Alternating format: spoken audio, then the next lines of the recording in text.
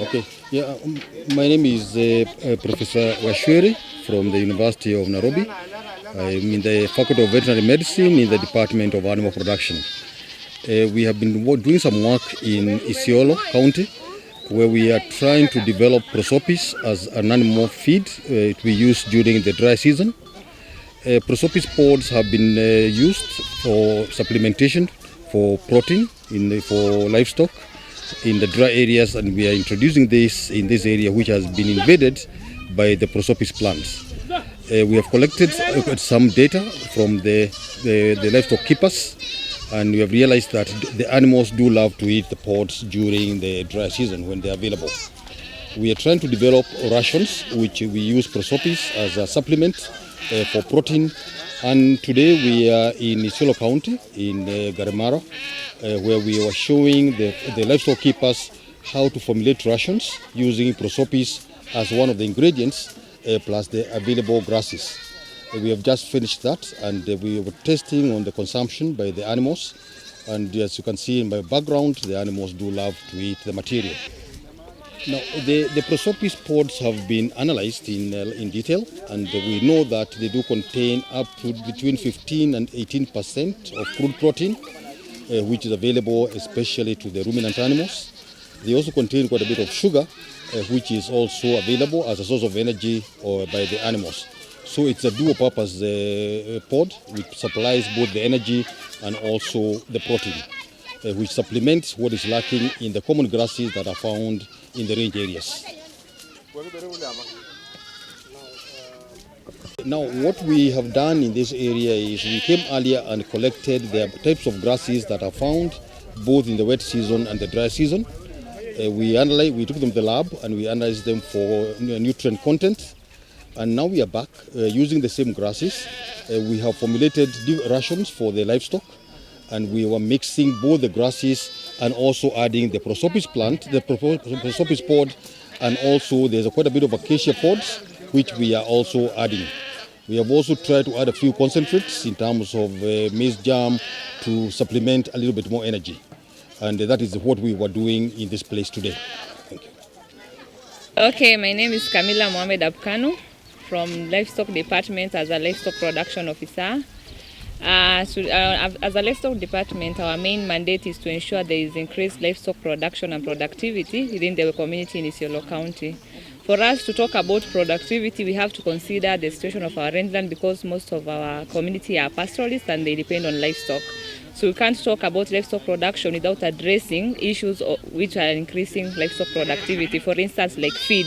Feed is the main thing that we have to consider when talking about livestock production.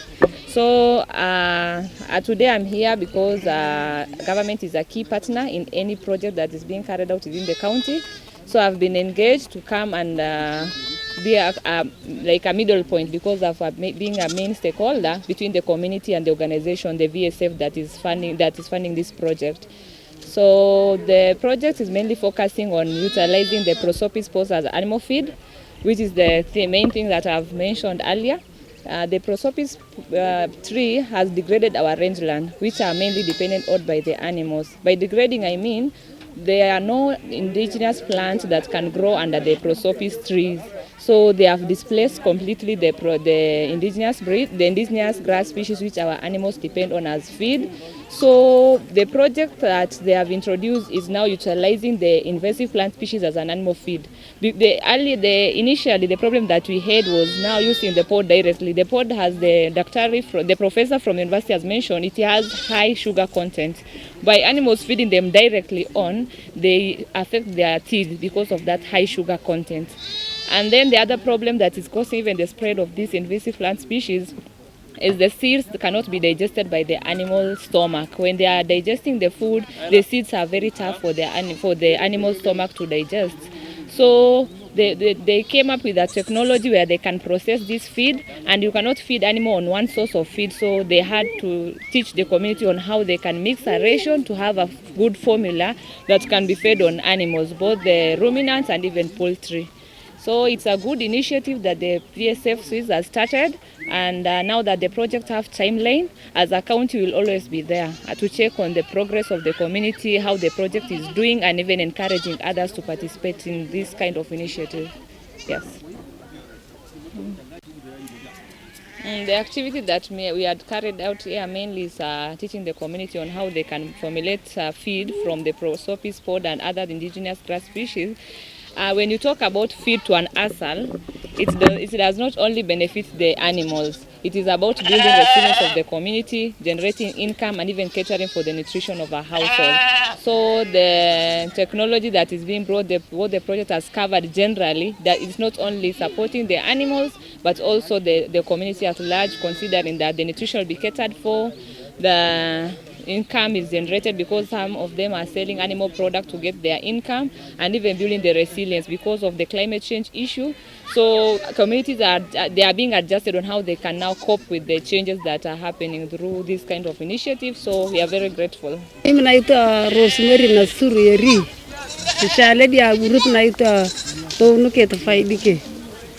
Amefundisha na madaktari na maalimu wa INNPLA, amefundisha kutengeneza chakula mbuzi na ng'ombe na ngamia na punda na hata kuku iko ndani. Amefurahi kwa hiyo mafundisho. Ameshukuru sana hiyo madaktari, hata mimi amejua kutengeneza. Hata mimi afaidike na hiyo masomo. Ameletea mashini, amefundisha, ndio mimi amefurahi. Grupu yangu amejua sasa kazi hiyo kutengeneza mali. Kilikuwa ng'ombe yetu naenda mbali mpaka nachika na kisirete. Ng'ombe yetu nachika na kisirete, naenda na pompi, naenda huko mbali. Hata ng'ombe yetu takamua masuka kama mimi na wananga kwa TV. Ameshukuru sana. Asante. Hata mbuzi yangu tanana napata masuka. Kilikuwa nakuwa goi. Hata kilo, hata mimi takuja kipima kilo. Kama na wananga watu wengine napimanga kilo. Alikuwa sisi nafanya biashara mbuzi, lakini akichika tu na mkono aji kipima hata kilo. Asante, ameshukuru sana. My name is Dr. Dido Yachani, working with VSF Suisse, and we had a session with Ngarema, a group called Jinwe, and from our work was to give them resilience during the drought period, to encounter the invasive species of Prosopis, which has invaded the areas, and other indigenous species.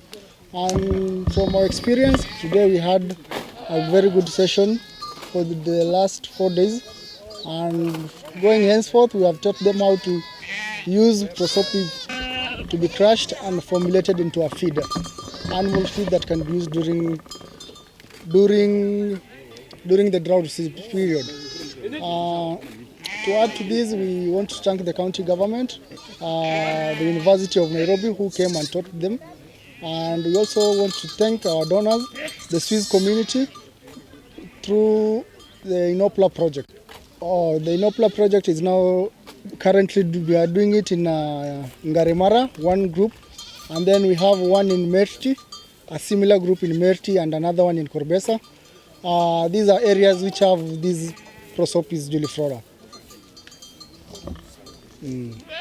On just for additional purpose, we wish that we encourage the use of these Prosopis and to prevent further spreading of these seeds, to create a resilience during the drought period and enable the factor of food security too. Thank you. Wale hawakuenda university tumewaletea university, kwa hivyo mtu hawezi kuambia hata nyinyi hamjafika. Si hivyo? Mmeona profesa hapa na daktari wamewafundisha vizuri. Chenye tunawaomba ni kwamba yale tumesoma put into practice, tuyafanyie kazi. Sababu haina maana ujue na ulale nayo, haitasaidia. Ile kidogo ujaribu, watu wakiona unajaribu watakushika mkono uendelee mbele. Vile tumesema, chair lady alisema ng'ombe wetu wako na mawazo mengi.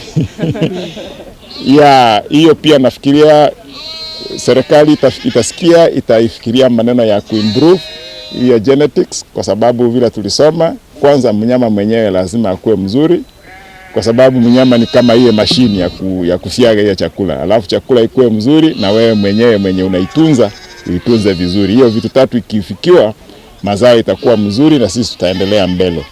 Ile maneno tumesema tuangalie sana, tutajiorganize kama kikundi, tuone hiyo mbegu ya Prosopis inaokotwa, na tuliambiwa isisiagwe mapema. Ukisiagwa mapema inakuwa ngumu, so unasiaga ile inatosha ile wakati mnalisha, alafu lakini muikaushe vizuri kabisa. Mmeona vile inaleta shida kama haijakauka. Ikauke vizuri kabisa, iwekwe wakati inapatikana, muweke kwa gala lenu, ikae hapo wakati mnataka kuitumia, na sio chakula ya kila siku, ni ya kusupplement ile wakati tuko na kiangazi. Na hiyo ndio tutaweza kustahimili maneno ya kiangazi na sisi tuendelee mbele. So nashukuru sana. Nataka sasa kurudisha asante kwa county government, Madam Camila atuongelesha. Asante, karibu.